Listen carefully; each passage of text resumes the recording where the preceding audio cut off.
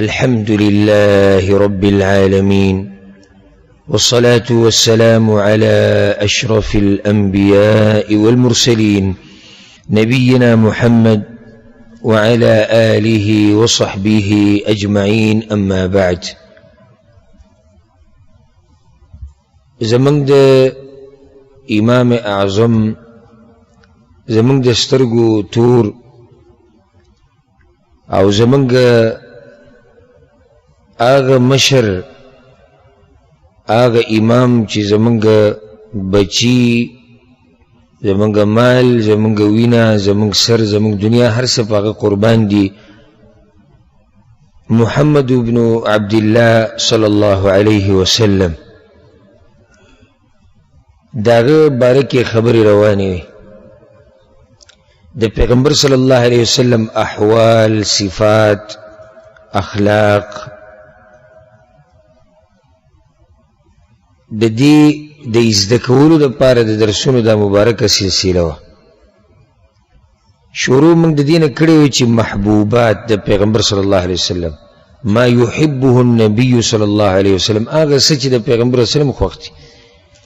چې کله ویلی شي هغه څه نه په هغه څه کې ټولې خبرې دننه رایلې، د هغه خلک کې کوم خوښ وو، خوراک کې کوم خوښ وو، څښاک کې کوم خوښ وو، زینه کوم خوښ وو، وختونه، لباس، اعمال، دا ټولې خبرې پکې دننه رایلې. بیا خبره بیان شوې وه چې د پیغمبر صلی الله علیه وسلم کوم انسانان خوښ وو، او بیا کم خوراکی خوخو، کم څښاک، او کم ځایونه. نن به انشاءالله هغه وختونه ذکر کوو چې د پیغمبر صلی الله علیه وسلم خوښ وو، هغه اعمال، هغه جامې چې د پیغمبر صلی الله علیه وسلم خوښ وو، داسې نور بعض څیزونه د الله په توفیق سره. اخرنۍ خبره موږ دا ذکر کړې وه، که تاسو ته یاد دی، چې د پیغمبر صلی الله علیه وسلم په ځایونو کې کوم ځای خوښ وو؟ جبل احد. اخرنی خبر داوا مکه مدینه دی تذکر خوشی و خو اخرنی خبر جبل احد. وس محبوباته من الازمنه، په وختونو او په زمانه کې د پیغمبر صلی الله علیه وسلم کم وخت ډیر خوښ. نو یو خو دا خبره یاد کړئ چې کله به پیغمبر صلی الله علیه وسلم په سفر باندې وته، نو د جمعرات ته ورځې خوښه وه. د کعب بن مالک رضی اللہ عنہ حدیث دے، او امام بخاری راوڑے وی چی لقلما كان رسول الله صلی اللہ علیہ وسلم يخرج اذا خرج في سفر الا يوم الخميس. نادرا دیسی شوی دی چی پیغمبر صلی اللہ علیہ وسلم پا سفر وطر و دی خمیس دی جمعرات پا ورز نلے وطر، نور دا ہر سفر ابتدا بے دا خمیس جمعرات نکولا. او یو روایت کی دیسم رازی، دام امام بخاری راوڑے چی ان النبی صلی اللہ علیہ وسلم خرج یوم الخمیس فی غزوت تبوک. تبوک دا غزا دا پارا پیغمبر صلی اللہ علیہ وسلم دا جمعرات پا ورزوتے، وکان یحب ان یخرج یوم الخمیس. او دا غدا خوخو چی سفر تا بکم ورزوزی؟ دا جمعرات پا ورز، دا خمیس پا ورز. اس کا سوک دا تا پوسو کی چی پیغمبر صلی اللہ علیہ وسلم دا جمعرات دا ورزولی خوخو. نو یو سو احتمالات تی. یو خدا دی چې د جمعرات ته ورځ ډېره برکتي ورځ ده، انتهایی برکتي ورځ ده. او حدیث کې راځي، مخکې به رام شي، چې په دې ورځ الله ته د بندګانو اعمال برخیږي. او ځکه پیغمبر صلی الله علیه وسلم په دې ورځ روژه نیوه. نو د پیغمبر صلی الله علیه وسلم دا سفرونه د چا دپاره وو؟ د الله د راضي کولو دپاره وکړه. نو غواړي پیغمبر صلی الله علیه وسلم چې کوم سفر چې د الله د راضي کولو دپاره دی، هغه په هغه ورځ شروع شي، په کومه ورځ چې الله ته نیک عمل ښیي، چې دا عمل ورته وروښیږي. ورسېدی. دویمه وجه دا ده، والله اعلم، د پیغمبر صلی الله علیه وسلم ښه فال نیوه ډېر خوښ وو. او دا مسله مو را روانه چې د پیغمبر صلی الله علیه وسلم دا فال نیوه، ښه فال نیوه یې خوښ وو. نو پیغمبر صلی اللہ علیہ وسلم دی یوم الخمیس، جمعرات ورځ ته په عربي کې خمیس ویل کی، دی نوم باندې به ښه فال نیوه. اوس سړی چې په دې کې ښه پال څه دی نو هغه دا دی ګوره خمیس الخمیس په عربۍ کې لښکر ته وایي الجیش ولې لښکر ته خمیس وایي ځکه چې دا لښکر په 5 حصو کې تقسیمي یو ته ویل کېږي المقدمه کوم چې مخکې کسانی والقلب کوم چې منځ کې والمیمنه میسره او الساقه شاته چې کوم او دا څو قسم خلک شو 15 دا 15 حصې د دې نه یو لښکر جوړېږي نو د پیغمبر صلی الله علیه وسلم د دې نوم نه دا ښه پال بني اوس د خمیس معنی لښکر دې کې ښه پال څه دی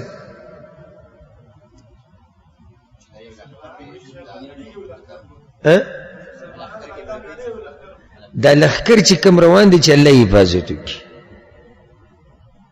ښه فال بني د دې خمیس د ورځې سره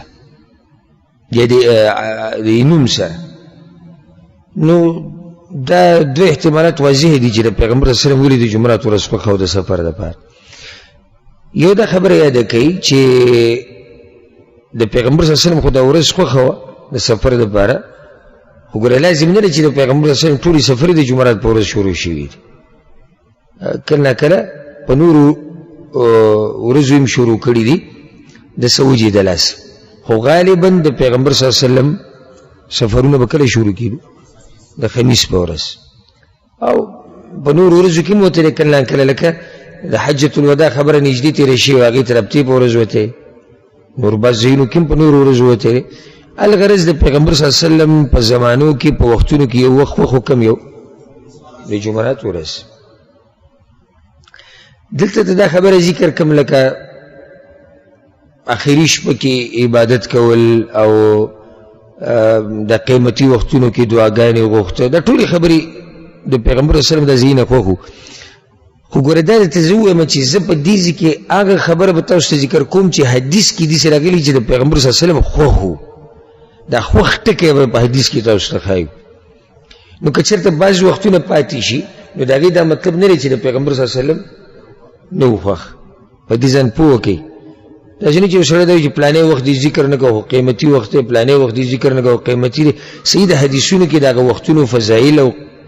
مقام او شان بیان شوی دی خو زما مقصد زه هغه څه بیانوم چې حدیث کې دی چې د پیغمبر صلی الله علیه وسلم دا خوښ و دا ټکی ورسره وي او نور که داسې موږ هره خبره را جمع کوو نو دومره اوږده سلسله به ته جوړه شي چې خبره به ډېره زیاته اوږده شي به د پیغمبر صلی الله علیه وسلم په میاشتو کې د رمضان د میاشت خوښه و دې کې خو څه شک نشته او د رمضان په دې میاشت پسې بیا د شعبان د میاشت ډېره خوښه و په دې کې به ډېرې زیاتې روژې نه وي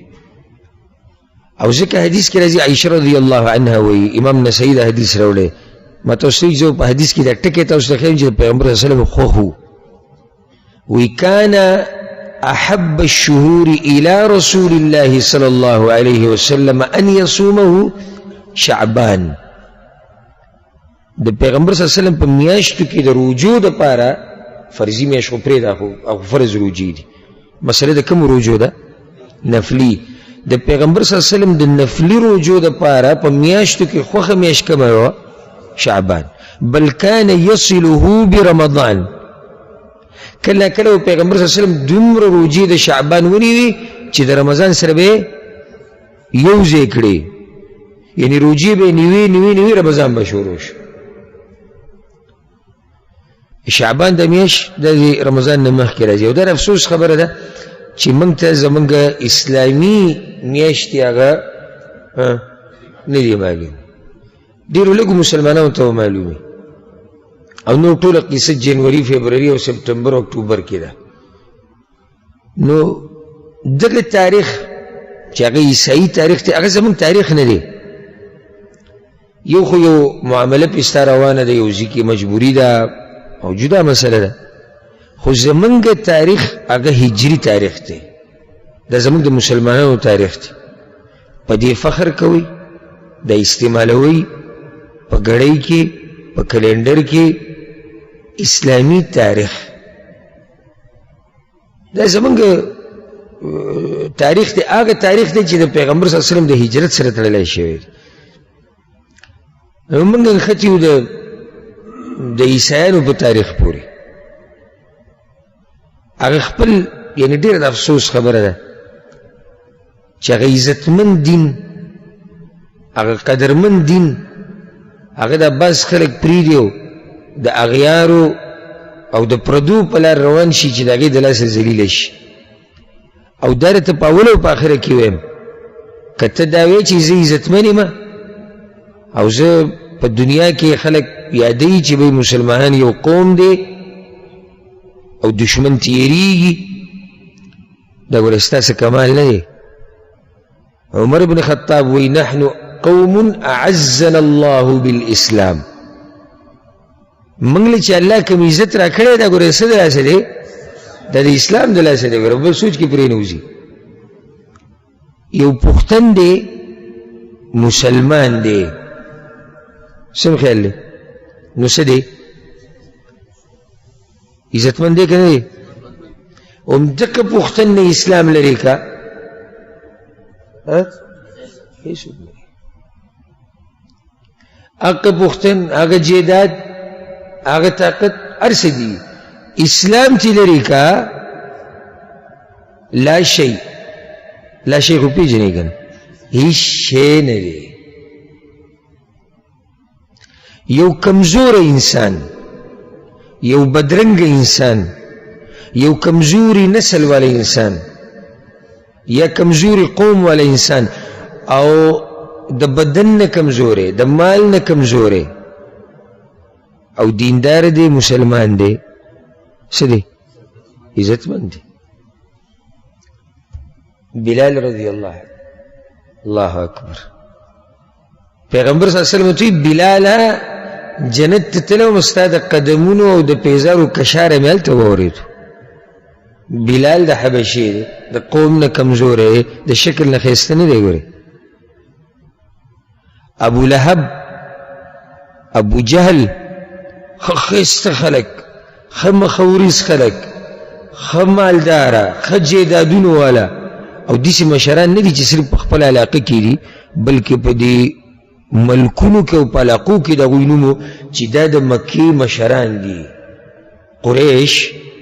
دا د ځمکې په دې مخ عزتمن قوم دی او په قریشو کې بیا د بنو هاشم او په دوی کې بیا د عبدالمطلب او ابو طالب او ابو جهل او ابو لهب دا ګوره ډېر مشهور خلک هغه مشهور چې اسلام پکې نه و هیڅ هم نه و ابو جهل ابو لهب سو عمار بن یاسر او دغه شان زید رضی اللہ عنہ بلال رضی اللہ عنہ سلمان فارسی او صہیب رومی او دیسی نور صحابه کرام جلیبیب رضی اللہ عنہ او دیسی زیده غریبانان چې شماری ډېر شي عزتمن نو عزت ټول په څه کې دی په اسلام کې دی ګورې چې دا اسلام دی لري کو هیڅ هم پاتې نه شو الله سوی قرآن کې وی دوی منافقانو دا خبره کړې وه لیخرجن الاعز منها الاذل عبدالله بن ابی خبیث ویلو وی زه عزتمن به والعیاذ بالله دا ذلیله پیغمبر د مدینې نه وباسم الله سوی ولله العزة ولرسوله وللمؤمنين ولكن المنافقين لا يعلمون الله وی دا سکمکل سړی دی عزت خود دی د الله ټول عزت خود پیغمبر دی عزت خود مؤمنانو دی دی وی زه عزتمن عزت تا سره کوم ځای کې دی فلله العزة جميعا طول عزت چا سره دی دا الله په لاس کې دی سورة العمران کی قل اللهم مالك الملك تؤتي الملك من تشاء وتنزع الملك ممن تشاء وتعز من تشاء وتذل من تشاء. یا اللہ وی تد باچائنو باچائی قل اللہم مالک الملک تد باچائنو باچائی علی چالا باچائی ورکیو دا چانے علی چالا عزت ورکیو چالا ذلت ورکی. عزت اگر عرش والا پلاس کی دی ملاوی کی بتا تکلا چی دقا عرش والا پا خبر بند عملو کی دا پیسی دا عزت ندی دا گوری لک سات لدی چی سو پوری سر پیسی وی مالی دلی پا خپل استرگو زی پا خپل شخصی پیجنم خم مالدارا یو دبدبه بیوا ما سر یو کس ملاو شو چی آقا دا باز نجدی ملگری پیجنیم او دا غیو نمو او پدی غٹو غٹو گاڑو کی بگرزیدو او یو بتی تاویدو بل بتی تاویدو پلانے سیب او اجی سیب او محترم او الحاج دا توری کسی دا غسر لگی دلی او دا غب پا کچھ ٹینشن بانی بریکم نلگیدو آگا سر ایک دم اللہ غریب کو مسئلہ پیرا لخوڑی ربا دا بدا مسئلہ پیرا بے زمان خوال راگے او سب مسئلہ دا حل کولو خبر ہے کولا سترو کی اوخ کرا لما حالات وی شیخ سے دیو میاشتا بجلی کٹ شوی دا کور بیل سر نشتی نو ما اغا ملگری او اغا حالات ستا خو دبدبو او گاڑی دیو سم دا سی ویسوم نشتی اغا پردی اخپلوم نشتی کته داوی چې زما پیسې ډېرې وګټم زما به عزت جوړ شي دا خو دغه پیسو پورې دی. کته داوی چې زه ښایسته یم عزت به مې دا خو دغه ښایسته پورې دی. کته داوی چې جیداد به ډېر خو جیداد پورې دی. کته وایي چې زه ډاکټر شم انجینیر شم عزت به ډېر خو صرف اسپتال کې دننه دی عزت دی. صرف انجینیر چې کله ته ضرورت راغی عزت دی. چې دیندار وي نه دي څوک مال ته ګوري نه دي څوک رنګ ته ګوري نه دي څوک قبیلې ته ګوري هېڅ ته دي نه ګوري عزتمن به یې په دنیا کې هم په آخرت کې هسې دې علماو ته وګوره لکه بعضو علماو دا لیکلي دي وی علما باچایان دي وضاحت یې داسې دی چې علما باچایان څنګه دي لکه باچایان خو موږ دا نور پېژنو دا چې کوم د ملک مشرانې علاقې دا باچایان وی د هغوی باچایي د دوی نه کمزورې ده د هغوی باچایي د زور ده خلق تیریږي ځکه خلق خبره مني او بعض ورسره محبت هم کوي مني به خو داسې به کوم شتي چې یریږي ترې مني خو علما داسې باچایان دي چې بغیر د زور نه دا خلق د دوی مني بغیر د زور نه خلق د دوی سره محبت کوي خلق د دوی قدر کوي دا باچایان دي الله دې موږ ټولو ته عزت نصیب کړي دنیا او آخرت کې او الله دې موږ د ذلت نه لرې وساتي خبر ما سے پوری کویا تاریخ هجری او دغه انګریزي یا عیسوي تاریخ د خپل دین هغه څه چې دی هغه مضبوط راونیسي عزتمن به یې ګورې چې دا دین څومره پرېښودو دومره به مې عزت کمیږي نو د پیغمبر صلی الله علیه وسلم د شعبان میاشت خوښه وه د روجو دپاره اسی ولی د پیغمبر صلی الله علیه وسلم دا طریقه و چې شعبان کې به روجې ډېرې نه وي دا موږ دا مسله ذکر کړې چې عادت شي تیار شي ښه دا رمضان چې ختم شي بیا پسې کومې روجې دي شوال شپږ روجې د دې داسې مثال دی لکه ته چې د فرض مانځه نه مخکې سنت کوې وروسته سنت کوې مخکې سنت ولیدي چې ته دې مانځه ته برابر شي وروسته سنت ولیدي که څه کمی زیاتې راغلی چې هغه برابر شي دقه شان د شعبان د روجې دي او بیا پسې د شوال روجې دي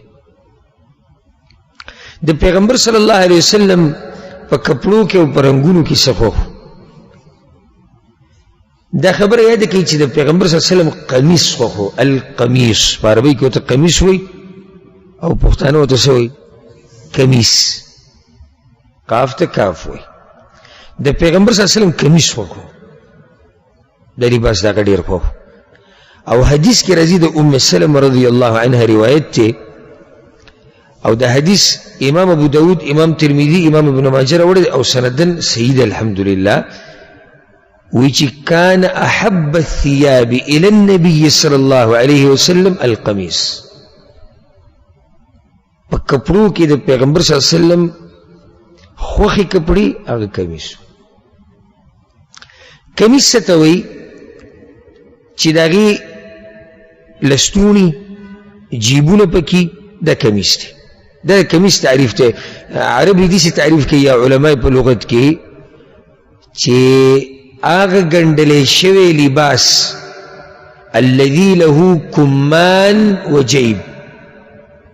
غاڑے دا او کمان دو لستونی تھی چی غاڑے ای لکه تبکی سر دنکے او بیا دو لستونی بائی که لاسون دنکی دیتا سوئی دیتا کمیس ہوئی خد دا فرق پکی بیا دے لکه دا طول کمیس تے او زمان دا ملکونو کمیس سنگئی لاندینا کولاو دے عربو بازو کے دیسی دی چاگا لکه کم چی مشهور دوی ثوب دے دا ثوبم کمیس تاوی دا گندلے شوی دے سیڑون نا پورا دام کمیس تے دا زمان دا پختانے چی استعمالی یا دا نور خلق چی زمان تربون تے دام کمیس تے بیا دی افریقی طرف تا باز خلق کمیس استعمالی چی اگر دی توب پشانی خلان دی بالکل معمولی کٹ کڑی دا هم کمیس ہوتا ویلکی ای سیڑون نے معمولی کلاو کڑی بس اصل کی دا طول یو شیره زمان دا پختنو دارتم یو مشران با بدی خپوئی زمان دا پختنو اصل کمیس اغم داری توب پشانی او اگر دیسی چی اوگد کمیسی او دی سیڑونو تی بیا لک کلاو کڑی توب بنی دا کم توب زویمه که دیشه دا بارای خلق پا توب نپوئی ثوب دے پا عربی کیو زمان دا پختنو دا سوئی توب نو دا ثوب چی کم منگ اچو دا عربو دا بند دی سیڑون نا او اگر دی سیڑون نا کولاو دے دا لخونو نا دا غالو نا کولاو دے هم دقا زمانگا دا کمیس صحیح شکلو ترقیو شو نو شیسه شو کمیس شو کم شو وبر روان دے وسخو الحمدللہ بیا کمیسون اگده شیوی دی خود خفگان خبر دای چی بازو رسد لس اگده کردی فیشن دی اوز دا فیشن روته سا وقت کی دومر لنشیو یو وقت کی پیشن رو خیر کرده خختگون بخکاری دی او یو وقت کی داس پیشن روته خختگ بخکاری دو پینسی با دوم روی دوم روی او دسماتی تبا یعنی پرتواخ کولاولو دو زورتو منو دای وقت اشتایل روته اوز بیا کمیسون اگده شوی دیو دا خبرات دا پیغمبر صلی اللہ علیہ وسلم دا کمیس خوخو بیا اوز دیتا لکه هر ملکی جدا نموی دا بتنوی چی دا جو اوز عرب ثوب تکا استعمالی الثوب دقا کمیس تی خب بازوی الدشداشا او بازوی الجلابیه او دا طول کمیس تی زکر چی مای تعریف سوکو کمیس ستاوی چی غالب کی لستوی چی غالی لستونی دا سی چه ده دا کمیس ده خواه دا پیغمبر صلی اللہ علیہ وسلم ولی کمیس دیر خواه دا لنگا و دا سادر نزدکه چی عام خوب اگر ٹیم کی چی کم لباس استعمالی دو اگر سو لنگا و سادرو خود دا پیغمبر صلی اللہ علیہ وسلم دا کمیس خواه وجه دا وا چی یو خود دی کی انسان پا پرده کی دیر کمیس دی سی لباس تے چی پرده پا کی دیر دا دوی مدہ چی استعمالی آسان دے لکه اوس یو سڑے لنگا چاہی نو داگی تڑل داگی بندول بی داگی سرکینا استپاسی دا عادت واری سادر تا چے پا اگو بند ہمیشہ گران کار دے داگی راٹنگول داگی برابرول خدای پا عکس مانی کمیس چی داگا سرے آسان دے بسو واغل دوزا نزدکه دا پیغمبر صلی اللہ علیہ وسلم پا کپڑو کی کم سخوخو کمیس سخوخو د پیغمبر صلی الله علیه وسلم صادر خو چې هغې ته ویل کېږي الحبره، دا د پیغمبر صلی الله علیه وسلم ډېر خوښ په کپړو کې. او حدیث کې راځي د انس بن مالک حدیث ته امام بخاري امام مسلم راوړی، كان احب الثياب الى النبي صلی الله علیه وسلم، په کپړو کې د پیغمبر صلی الله علیه وسلم خوښه کپړه چې وه ان یلبسها چې استعمالي کې الحبره. حبره دا یو قسمه صادرو د یمن نه به راتو، او د یمن دا ګوره ډېر تاریخي ملک دی، خو دا غربت نه دی، غربت او مسلې او بدامني مشهور ځای ګډوډ کی.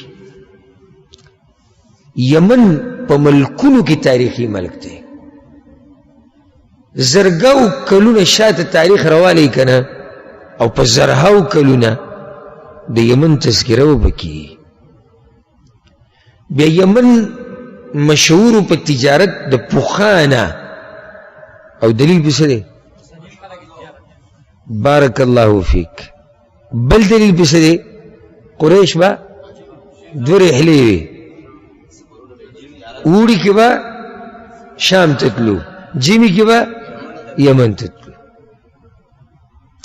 خواه د دې یمن سامان لکه صادری، توری،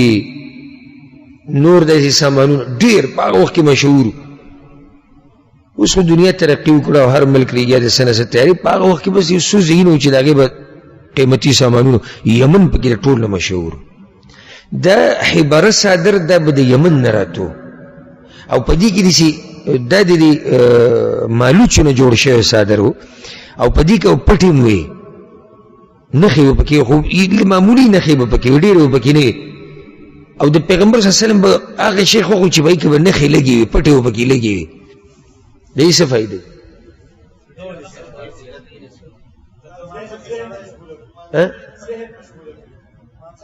دا یو وجه کېدی شي ځکه چې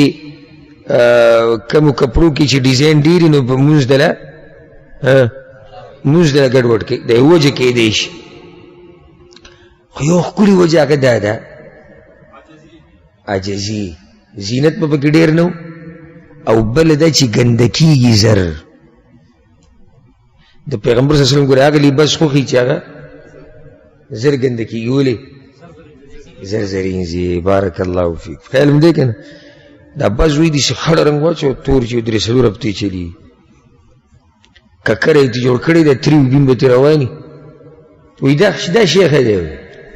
دا رنګ ښه دی. هلکه داسې رنګ جوړ کړه چې هغه څښا کېږي زر، نو اینځي به زر، نو چې اینځي نو صفا سوتره به. ها یو خبره په تاسو ذهن کې راغلي که نه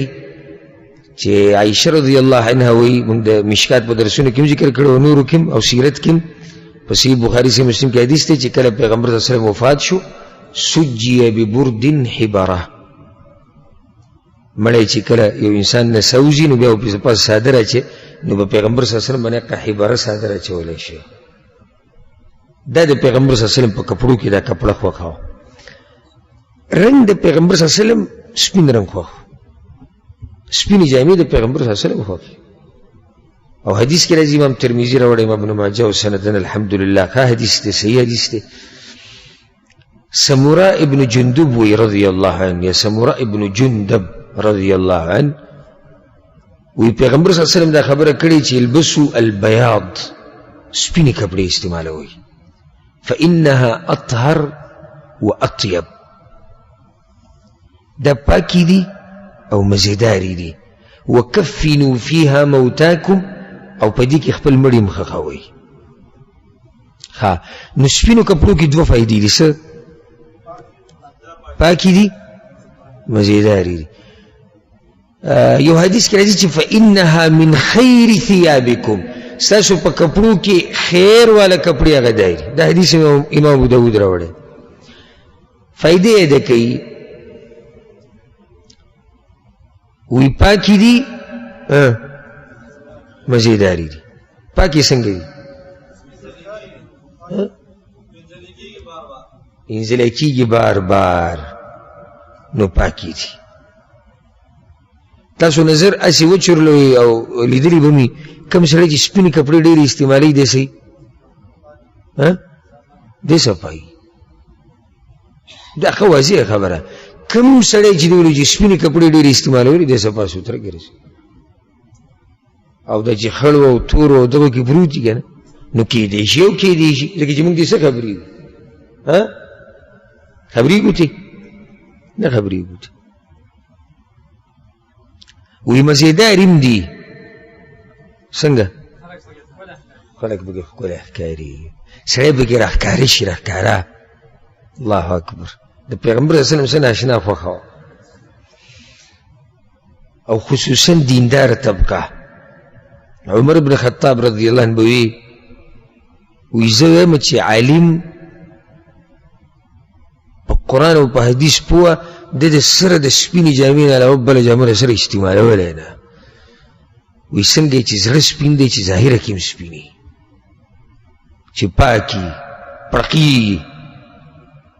او ځکه دا علما او نن ما تورې جامې اچولي غریب وایي تا نه دي اچولي اکثر الحمدلله زمونږ هغه هم سپینې اکثر دا علما او دا دعات طلبة العلم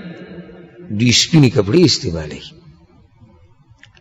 نو د دې دلاسې چې پیغمبر صلی الله علیه وسلم د دې دغه کړی دی چې استعمال بله فایده پکې څه ده چې دا د خپل طرف نه فایده ذکر کړه دا پته به دې نه لګي چې دا کپړه دې زړه ده که نوي ده اچھا څوک خبرېږي چې دا د پیر اچولې وه دا زنانه چې اکثر پروګرامونه لځي دا جوړه نه اچوم ښځې به وایي چې دی تېر شوي پروګرام کې م اچولې وه سپینې کپړې چې د استعمالولو هېڅ پته نه لګي یوه جوړه عمر د استعمالولو پته یې نه لګي او ځکه زموږ یو ملګري خبره کوله هغه همیشه سپینې کپړې استعمالوي نو واړه ورسره دلته وړه لورې وه هغه به سکول ته بوه ما ته یو ورځ خبره کوله وي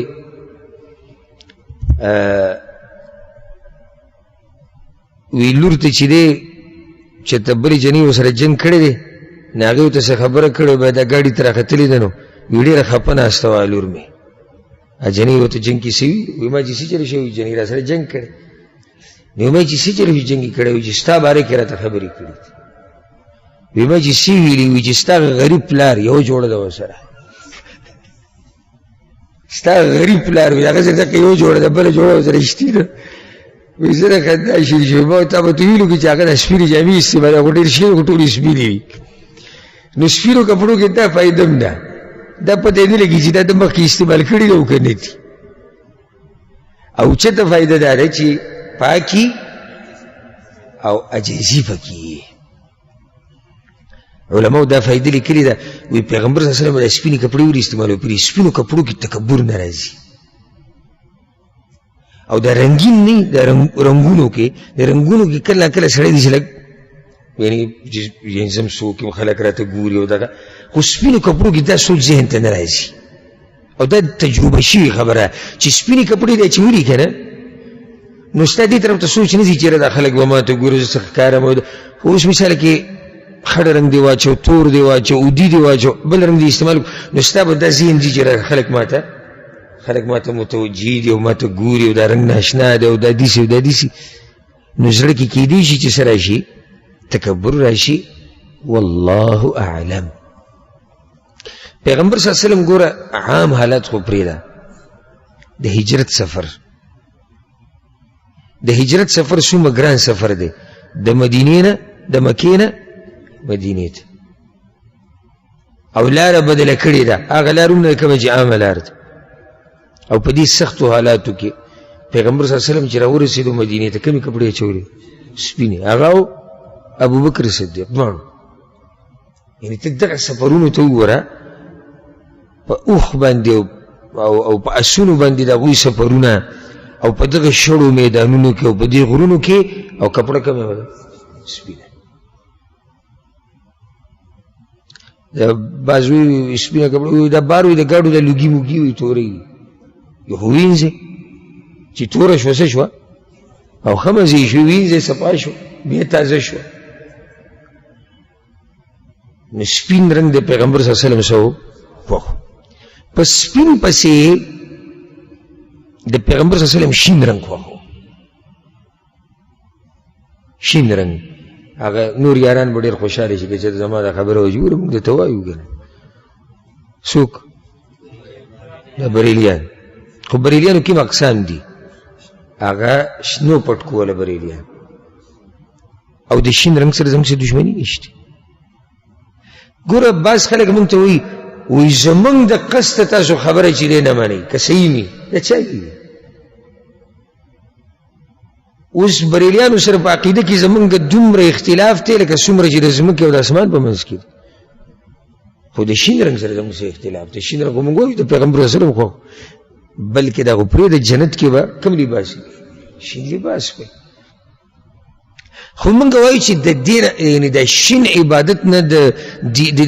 عفوا د دې شین رنګ نه د عبادت یو نښه او د دیندارۍ نښه ته مه جوړوه چې ستا جومات هم ټول شیني،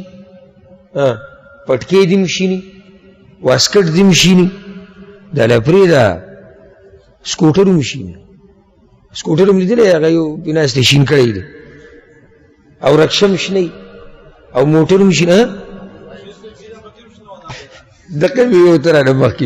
ایو پکې ږیره هم شنه کړې ده، څه ناشنا ښکارېدو، شین پټکی او شنه ږیره. وایي دا چې زموږ د پیغمبر سره محبت دی. د پیغمبر صلی الله علیه وسلم شین رنګ خوښوي، مطلب دا که ته کله نه کله شنې جامې واچوه، شین رنګ کې واچوه، څه حرج پکې نشته. کله نه کله یې شین پټکی استعمال کو، څه خبره نه. خو دا رنګ د دیندارۍ نښه مه ګرځوه چې څوک شین رنګ لباس استعمالوي او جومات کې شنه لیوټونه دي او دغه بس دا چې دینداره دی. ګینې نه، د دې نه مخکې بل رنګ دی سپین. د پیغمبر صلی الله علیه وسلم عام رنګ چې خوښ و د ټولو نه زیات کوم یو دی؟ سپین دی. ته شین له څنګه تللی داسې ډایرکټ؟ او کله چې ویلی شي چې د پیغمبر صلی الله علیه وسلم دا رنګ خوښ دی، دا رنګ خوښ دی، دا رنګ، د دې معنی دا نه دی چې دا اوس لازم دی او راټینګ کا، او که چا دا رنګونه استعمال نه کړو هغه بېدینه دی، او که چا استعمال کړو هغه جنتي شو. نه، موږ صرف د پیغمبر صلی الله علیه وسلم خوښه تا ته بیانو. او بیا د خلکو محبت یې نابلوز یو ملګری راغی زما خواله، وی شیخ صاحب تا درس کې ویلی او زه یو سوال د هغې باره کې کوم، ما څه وي تا ویلو چې د پیغمبر صلی الله علیه وسلم کوچ خوښي، او ما یې دا ما ویلو. وی هغه زمونږ هغه والدې زمونږ مور وي هغه بیان اورېدلی، نو هغه کوچ اوس یعنې خلکو له صدقه کوي غریبانانو له، او خلکو له لیږي. وی دا زمونږ د پیغمبر ډېر خوښ. بیا د خلکو سبحان الله هغه ایمانه پورې او د محبته پورې خبرې، یعنې دا پرېږده چې د پیغمبر خوښ زه استعمالوم، د پیغمبر خوښ په نورې خوروم، د پیغمبر خوښ. خو دا دې لپاره نه دي چې مثال اوس د پیغمبر کوچ خوښ نو کوچ خوراک واجب دي چې څوک یې نه خوري جهنمي دی. نه، شین لباس د پیغمبر صلی الله علیه وسلم خوښ استعمالول واجب دي، نه استعمالول ګناه ده. نه، پوه شوې بېګا. شین رنګ کې فایده، غټه فایده په شین رنګ کې دا ده چې دې سره سترګو ته سکون میلاوي. او دا به تاسو تجربه کړې الحمدلله. زموږ علاقې د ملک هغه اکثره شنې دي چې د کور نه راوځي او داسې بهر وګورې که نه دا سترګې دومره دمه شي. او دې سعودي عرب په دې صحراګانو کې چې ګرځي دا سترګې څه شي؟ ستړي شي، سرې شي، وسوځي. ځکه ګوره هر ملک کوشش کوي چې زموږ په ملک کې ونې او شینوالی ډېر. د هغې یو فایده ده، اگر که فایدې نور ډېرې، یو فایده ده چې ذهن ته او سترګو ته سکون میلاوي. او ځکه ډاکټران چې اپریشن کوي نو کپړې کمې وي؟ شنې. ځکه چې د وینه کې لګیایي دا سور رنګیني نو ذهن یې ستړی شي، سترګې ستړي شي، نو چې داسې د خپلو کپړو ته وګوري نو بیا یې هغه سترګې دمه شي. او زما موضوع دا نه ده خبره به بل طرف ته راشي لاړه شي، هر رنګ کې خپلې فایدې دي. او دا د الله یو سبحان الله شان دی چې هر رنګ کې خپله یو فایده دی چې بدن ته میلاوي. لکه اوس سور رنګ ته وګوره، سور رنګ کې دا مشکل دی چې دا یو ځای تنګی. او دا جومات دی، جومات ته قالینونه کوم رنګ کې دي؟ سور رنگ کی دا بل رنگ تا کی دا جماعت بغٹ ښکاري که دا نه چې په رښتیا به یې دیوالونه غټ شي او ځایونه به کوله وي نظر چې بیا ورته ګورې که دا ځای به تا ته څه ښکاري دا به پراخه ښکاري چې سور رنګ شي دا ځای به تا ته تنګ ښکاري زړه به دې تنګ کي او ځکه د دې بعضو دې دیرو ته او دې کورونو ته چې ورشي کمره کې به اودي رنګ ورکړی او چا به چې دی وروره خړ رنګ ورکړی سړی وایي چې الله اوس د دې کمرې نه وځمه ساه مې بندېږي خو چې سپین رنګي سړی پکې خوشحاله او داسې د هر رنګ خپل دغه دي زیړ رنګ دې سره هم سړی سخت چې ورته وګوري نظر پرې خوشحالېږي تسر الناظرین بني اسرائیلو ته الله کومه غوا یاده کړې وه چې رنګ یې زیړ او زیړه کپړه ډېره مزه کوي زما خپل ځاني زیړه کپړه زیړ رنګ دا مې انتهایی خوښي په سپین پسې خون هم کوي چې سړی ورته ګوري مزه هم کوي او بله فایده په درسونو کې به تاسو هر څه فایدې به ته میلاوي زیړ رنګ او مالټې والا رنګ دا سړی وږی کوي دا تجربه به کېدی شي ستا د پې دلیل وي څومره هوټلې چې دي وی ګورئ دا مشهورې هوټلې یو خو دغه لارو کوڅو د هوټلې دغه نه دا مشهورې هوټلې چې د دوی بورډونه د دوی کرسیانې د دوی میزونه یا زیړي یا سرې او یا مالټې رنګ والی او دا رنګونه سړی وږی کوي او تجربه وکړئ یو هوټل ته ورشي چې کرسۍ یې تورې بورډونه یې توري دلته مزه نه کوي خو چې کله ته ورشي او دا بورډونه یې زیړي او دا هر څه زیړي راوړی راوړی چې اوس یې وخورو هغه رنګ سړي کې دا دغه پیدا کړي سبحان الله نو په دې رنګونو کې یو دغه الله اچولی دی چې هر یو رنګ کې خپله یو فایدې د پیغمبر صلی الله علیه وسلم دا ګوره ما صرف دا وایي چې یعنې سپین رنګ یې خوښ و شین یې خوښ و ما دا نه دي ویلي چې صرف دا دوه رنګونه استعمال کړي دي زما په خبره داسې نه چې څوک بل شان پوه شي یعنې پیغمبر صلی الله علیه وسلم تور رنګ هم استعمال کړی دی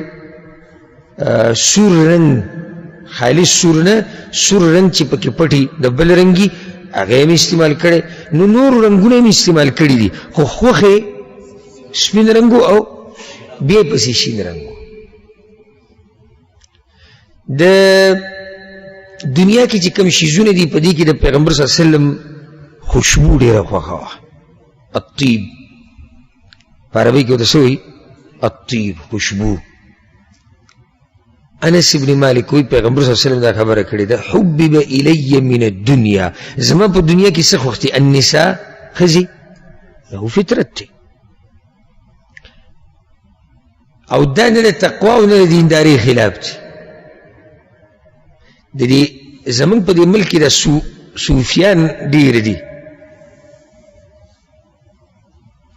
او په تذکرې هر درس کې راځي یو ملا په ما باندې یو وخت کې رد کړی وی هر درس کې صوفیان او صوفیان چې خبر واضح کې لازم به یادې زمونږ په ملک کې تصوف څه دی زورور دی په ټولو فرقو کې په ټولو مسلکونو کې زمونږ په ملکونو کې او علاقو کې څه مشهور دی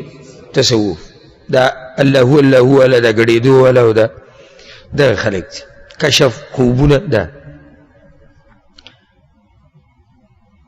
هغوی دا نظریه په دې خلکو کې خوره کړې ده چې د ښځو نه لرې کېده دا څه دی دا عبادت او دینداري ده نو ځکه هغه خلک وایي که نه وایي چې ته د یو بابا وایي چې ته د یو پیر چېرته زوی شی و پیرو او زوی وشو نو بیا ښځو خبرې کولې وایي چې استغفرالله په سړو کې ښه نشته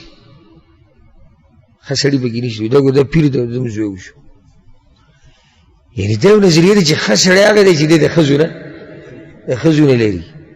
دا چا ویلي د ښځو سره محبت د فطرت دی او بیا د شریعت په چوکاټ کې دننه د ښځو نه خونه اخیسته 4 ودونه کول 3 ودونه کول 2 ودونه کول دا خو نعمت دی د الله سبحانه وتعالی طرف نو پیغمبر صلی الله علیه وسلم وایي زما هم خوښي دویم والطیب او په دې دنیا کې وي زما خوشبو ډېره خوښه ده د پیغمبر صلی الله علیه وسلم خوشبو انتهایی خوښه وه او ځکه یو حدیث کې وایي چې څوک دله هدیه کې تیل درکوي خوشبو درکوي نو نه به یې رد کوي یو عالم خبره کوله د مصر کله په یو مسله پوهه نه که نه وی زما خواله کسان رالو په جګړه و وی چې رالو ماله وی چې شیخ صاحب د جمعې د خطبې نه بعد پاڅېدو او د عالم ډېر مشهور عالم دی شیخ محمد حسان حفظه الله او سمه ګڼه ده وی چې بس مانځه نه بعد ډایرکټ وی زموږ فیصله ده مسله څه ده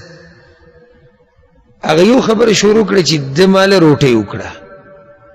پروګرام یې ماله وکړو لاړم نو په دې وریجو باندې چربي پرته وه کوم څاروی چې حلال کړی دی چربي ټوله راوړې ده غریب ته یې ښودي ده غوښه پکې چېرته نادره به چې پوټۍ نوم پکې نو چربي نه که سړی چې ټوکړه ونه ونته کې وخوري دوه وخوري بیا خو سړی ډېر نه شي خوړی سړي ته زړه وایي وی ما چې یو داسې یو ټنګره دوه واخېستو خو بیا ما وی د بیا داسې کټ کړه په چاړه و ماله راکړه ما چې نشم خوړی وی چې کان النبي صلی الله علیه وسلم لا يرد الدهن پیغمبر صلی الله علیه وسلم به چې چا به له دهن ورکول او دهن خو غوړو ته وایي نو دا به یې نه واپس کول وی ما د مصریان د مصر دا خلک درود په پیغمبر صلی الله علیه وسلم ډېر وایي انتهایي په درود ومین دي دا به ډېر اوچت صفت وی چې دا خبره ما ورته وکړه ما چې صلی الله علیه وسلم چې هغه دا ویلي یو بله ټنګرې به د دغه نه والي د چربۍ نه بیا پسې بله اخېستې هغه ورته چې وی پیغمبر صلی الله علیه وسلم به نه واپس کوي وی چې دا به نه واپس کوي څوک دله درکړي وی د بیا وی صلی الله علیه وسلم بیا اخر یې سړی دې ځای راوستې هغه ورته جوړه لکه داسې راته نه یم دا هم دینداري وه سبحان الله چې لکه ستا دا خبره غلطه ده خو یو غټ علم له زو ځکه چې تا خو زما بیخ وویستو او دا مسله به داسې نه وي ښه نو کوم غټ علم له زو سوچ وي شیخ محمد حسان له به زو دا چیز وایي شیخ ته یې ویلي وي ده ما ته دا ویلې ته څه وې وی ما ورته چې د الله بنده تا خو سړی تباه کړی دلته د دهن نه مراد خوشبو ده دغه تیل چې خوشبو دپاره استعمالېږي دغه تیل وی هغه ورته داسې که تو جومات کې ورته وي ابن الکلب وي د سپي زویه تا خو زه تباه کړی یم وایي وی بیا ما راټینګ کړو چې زه به څه شي دا غریب هم نه دی پوه په دې حدیث باندې خو نقصان یې دا وکړو چې په سړي باندې چربي ټوله والې ده نو پیغمبر صلی الله علیه وسلم حدیث کې دا وایي چې څوک دله خوشبو درکوي نو نه به واپس کې او حدیث کې راځي د انس بن مالک حدیث دی او انس بن مالک د پیغمبر صلی الله علیه وسلم خادم دی ځکه دا مسلې اکثر هغه ته معلومې دي امام ابو داود راوړی دی وی كانت للنبي صلی الله علیه وسلم سکه يتطيب منها د پیغمبر صلی الله علیه وسلم سره یو سکه و سکه او سکه هغه وړوکي لوښي ته وایي چې په هغې کې خوشبو پرته وي نو پیغمبر صلی الله علیه وسلم به د هغې نه وي وخت په وخت خوشبو لګوله دا د پیغمبر صلی الله علیه وسلم صفتو په دا به راشي په صفاتو کې د پیغمبر صلی الله علیه وسلم اگر که هغه خوشبو نه وه لګولې د هغه نه به هسې خوشبو تله یعنې سبحان الله دا د هغه د بدن صفتو چې الله وله ورکړی د پیغمبر صلی الله علیه وسلم نه به هسې خوشبو تله د هغه د خولو نه به خوشبو تله د هغې باوجود به خوشبو استعمالوله مبالغه چې خوشبو ډېره زیاته دې لاړې شي ولې د ملایکو سره ملاقاتونه دي د مسلمانانو مؤمنانو سره ملاقاتونه دي هغوی ته دین ښودي د نورو قومونو مشران راځي وفدونه راځي سړی ورته برابري او دې بعضو ته چې د خوشبو وویل مړه اوس وي دا څه شو په دې کې به خرچه کړي خوشبو کې خرچه کول اسراف نه دی الا دا چې ته پکې د حد نه بیا زیات واوړې او ضرورت ورته نه وي نور که سړی ځان له قیمتي تړلي د دې دپاره چې خوشبویي مزیداره ده او په هغې مال ورکوي او طاقت یي او نور څه ضروري کارونه پې نه وي واجب کارونه پې نه وي چې مال پکې ولګوي نو دا اسراف نه دی. انس بن مالک وی ما مسست حريرا ولا ديباجا ألين من كف النبي صلى الله عليه وسلم. د پیغمبر صلی الله علیه وسلم د ورغوینا زیاد پوس ما څه شی نه دی مسه کړی اگر که هغه ریخم وي ریخم دومره پاسته نه و څومره چې د رسول صلی الله علیه وسلم د لاسونه د پاسته و. د رسول صلی الله علیه وسلم په لاسونو کې یو دا دغه و چې پاسته ډېر انتهایي پاسته و دا ورغوي او دویم یخو سم یخو. او ځکه بعض صحابه کرام وایي چې پیغمبر صلی الله علیه وسلم زما په دې سینه لاس کېښو خبره راته کوله بیا وروسته دا حدیث بیانوي وی اوس هم هغه یخوالی چې لکه محسوسومه داسې یخ لاس و نو د پیغمبر صلی الله علیه وسلم لاس څه و پاسته و او یخ و. ولا شممت ريحا قط او نما چرته داسې مزیدار خوشبو چرته لیدلې ده لکه څنګه چې به د پیغمبر صلی الله علیه وسلم نه تله. دغه د خولونه به چې وي کمبین روان. یو روایت کې داسې راځي الله اکبر ګوره انس بن مالک وي په صحیح مسلم کې دی ما شممت عنبرا قط ولا مسكا ولا شيئا أطيب من ريح رسول الله صلى الله عليه وسلم. عنبر او مسك او دا قیمتي خوشبویانې دا هغه خوشبو ته نه ځي کومه چې به د پیغمبر صلی الله علیه وسلم نه تله. بلکې یو روایت کې دا راځي دا واورئ ستاسو پیغمبر صلی الله علیه وسلم داسې انسان و داسې خوشبو به دې تله. او دا روایت امام ابو یعلا راوړی دی امام ابن حجر صحیح کړی دی. انس بن مالک وی كان رسول الله صلى الله عليه وسلم اذا مر في الطريق من طرق المدينه پیغمبر صلی الله علیه وسلم چې به کله د مدینې په کوڅو کې په یو کوڅه تیر شو کنه وجد منه رائحه المسك او د هغه نه به د مسکو د خوشبو روانه وه قالوا خلکو به دا وي وروسته به خلک روانو پیغمبر صلی الله علیه وسلم به تللی خلکو به وي مر رسول الله صلی الله علیه وسلم فی هذا الطریق اليوم پیغمبر صلی الله علیه وسلم نن تللی دی سي نو تاسو څنګه پته وي دا خوشبو چې دومره پیغمبر صلی الله علیه وسلم دا خوشبو خوښه وه او بدبو یې شی د پیغمبر صلی الله علیه وسلم انتهایی بدي شو. ځکه یې وي چې کچه پیاز وخورئ اوږه وخورئ جومات ته مه راځه. د جمعې په ورځې ولې ووایي صحابه کرامو ته چې غسل کوئ ګڼه ده چې د خولو بین نه ځي. نو پیغمبر صلی الله علیه وسلم بدبو انتهایی بدي شوه او خوشبو به سمه خوښه وه او څومره چې دنه خوشبو تله دومره به مزیدار ښکاري. سبحان الله ما دا خبره تاسو ته کړې مو چې لکه یو سړی په لار باندې تیر شي او په دې لار باندې خوشبو پاتې شي او تاسې ذهن کې یو نقشه جوړئ چې په دې ځای به څنګه سړی تللی نو څنګه نقشه به جوړئ چې سم ښایسته سړی به تیر شي هغه به هېڅ ښایسته نه وي خوشبو داسې سړی چې د ښایسته سړی تیر شي او د یو ښایسته سړي نه چې بدبو یې رواني هغه ښایست مایي سره څه ولپټ بله دا خبره ده چې علماو دا خبره لیکلې ده هغه علما چې هغه طب والی دي وایي چې د دې سره دا بدن نه دی بدن دا هم تر و تازه وي دا خوشبو چې په سړي باندې لګي شي تازه تازه غونته کړي مزیداره خوشبو چې پرې لګي او دا هم تجربه شوې خبره ده. لکه اوس ته منزل روانې که نه او خوشبو دې ولګوله او په لار روانه دغه خوشبو چې تا لګولې ده په تا باندې ولګي نو سړی ورسره داسې لږ ښه چوس شي او مزه وله ورکړي. بیا د صحابه کرامو هم دا شان و د ټولو صحابه کرامو او بعضو خو پکې سم ډېر استعمالول لکه عبدالله ابن عباس رضی الله عنهما هغه ډېر مشهور او به یې لاسونه هم داسې ولګول چې بهر ته به وتو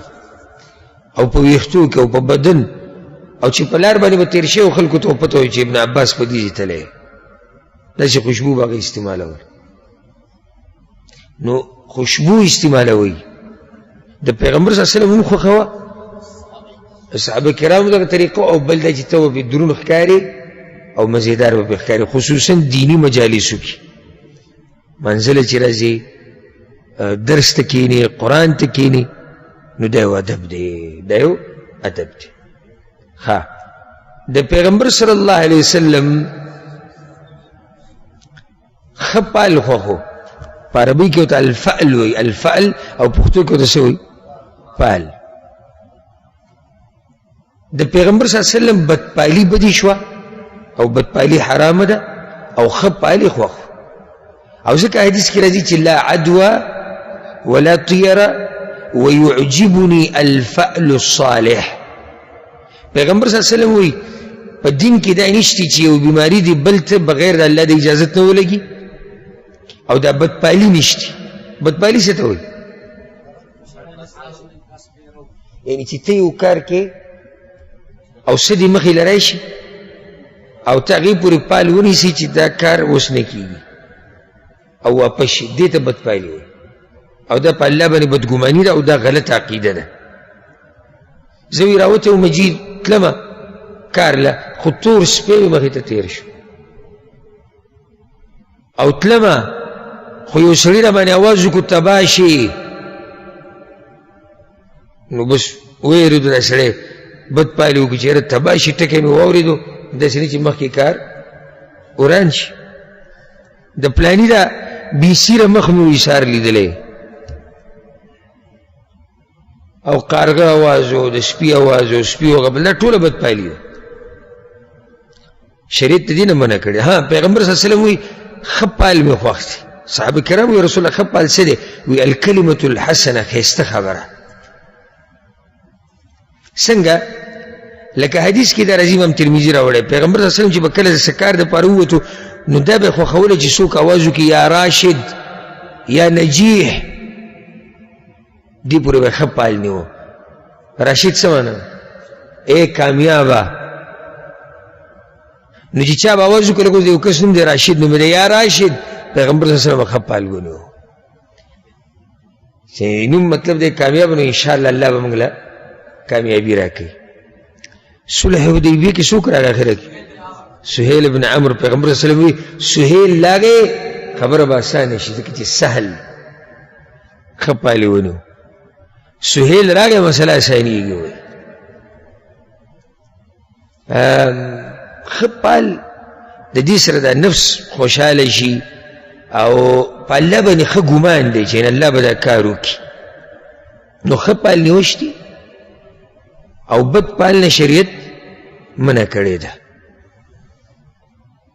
د پیغمبر صلی الله علیه وسلم ښه پال خوښ او بد پالي بدي شو لکه اوس ته وزي ته روانې یو کار له او یو سړی دې مخې ته راغی خبرې اترې سره وکړي تا ورته ستا څه نوم دی بشیر بشیر څه معنا زیری ورکوونکی نو ته خوشحاله شي چې زه انشاءالله الله به په دې کار کې هم ماله څه زیری راکړي دا قسمه ښه پال نیوه دې کې حرج نشته بلکې دا د پیغمبر صلی الله علیه وسلم طریقه بدپالي نه شریعت منع کړې د پیغمبر صلی الله علیه وسلم ښایسته نومونه م خوښ نوم یې ښایسته خوښ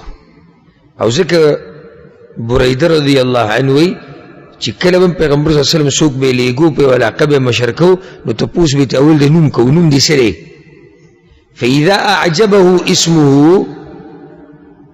چې کله به دا نوم وله ولیدو مزیدار نوم به فرح به خوشحاله به شو ولې به خوشحاله شو ښه پال به نو او وی درې مخ نه به پته لګېده چې خوشحاله شو او چې کله به چا نه تپوس وکړو د نوم او هغه نوم به خوښ نه شو رؤیا کراهیة ذلك فی وجهه د مخ نه به پته لګېده چې دا نوم یې خوښ نه دی او ځکه ډېرو صحابه کرامو له نومونه نومونه یې بدل کړي دي نو د پیغمبر صلی الله علیه وسلم ښه نومونه خوښ ښایسته نومونه او دې کې زمونږ دپاره هم دا نصیحت پروت دی چې ښایسته نومونه یې ښوده پکار دي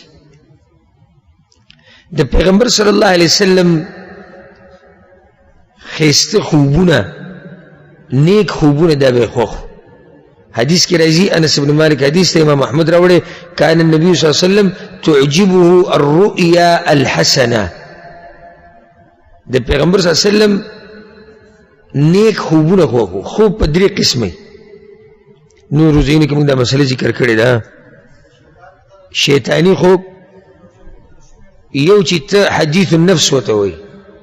د شپې ته څه سوچي کې هغه درته راشي او درېیم د الله له طرفه دا خوبونه د پیغمبر صلی الله علیه وسلم خوښ بلکې پیغمبر صلی الله علیه وسلم با سمره بن جندب رضی الله عنه وایي چې کله پیغمبر صلی الله علیه وسلم د سهار لمونځ کو اقبل علينا بوجهه دا مخ به موږ ته راواړو فقال من رأى منكم الليلة رؤيا چا څه خوب لیدلی که نه فإن رأى أحد قصها كچا به خوب لیدلی پیغمبر صلی الله علیه وسلم ته بیان کو فیقول ما شاء الله بس چې به څومره الله غوښتو او څه به غوښتو پیغمبر صلی الله علیه وسلم هغه شان تعبیر وکړو او پیغمبر صلی الله علیه وسلم دا خوبونه ولې خوښو ځکه چې دې کې حدیث کې راځي چې دا د الله له طرف نه دې کې زیری د مؤمنانو لپاره نو د پیغمبر صلی الله علیه وسلم ښایسته خوبونه خوښ نیک خوبونه ښه خوبونه دی خوښ او دا خوبونه یاده کړئ دا مسله چې هر خوب هغه داسې نه چې ته د هغې په تعبیر پسې ګرځې او منډې وایي چې دا به څنګه او دا به څنګه ګوره اکثر خوبونه داسې چې هغه اضغاث و احلامي شیطانی خوبونه د غر نه راولېدم او منډې مې واله مې نه شوه چا رانه سر پرې کړی دا خوبونه پرېږده مزېدار خوب تا ته یاد و دا خوب اوس هغه دی چې بیان یې که هغه چا ته پیغمبر صلی الله علیه وسلم وایي چې په تا میني او د الله شکر ادا کړه نو د پیغمبر صلی الله علیه وسلم ښه خوبونه نیک خوبونه دی خوښ د دې نه بعد دا چې د پیغمبر صلی الله علیه وسلم دا خوښو چې هر کار د ښې طرفه شروع کړي دا لږ تفصیلي مسله ده به روان درسته پرېږدو ټیم لږ دی ځکه چې دې کې یو څو مسلې زما ذهن کې دي نو روان درس کې به خبره دې ځای نه شروع کوو چې د پیغمبر صلی الله علیه وسلم دا خوښو چې هر کار د کوم ځای نه شروع کړي د ښې طرف نه الا دا چې کله به یو کار کرکجن و نو بیا به په ګس لاس او د ګس طرف نه کوو خو هر عزتمن کار هر اوچت کار هر پاک کار هغه به په ښې لاسو او د ښې طرفه دې باره کې به انشاءالله تفسیر پر روان درس کې کوو الله سبحانه وتعالی دې موږ د پیغمبر صلی الله علیه وسلم په نقش قدم روان کړي او څنګه چې الله موږ په دې مبارک جومات کې یو ځای کړي یو دغه شان دې الله موږ او کوم ملګري چې دا درسونه اوري او څوک یې چیني الله دې موږ ټول د خپل خوږ پیغمبر صلی الله علیه وسلم سره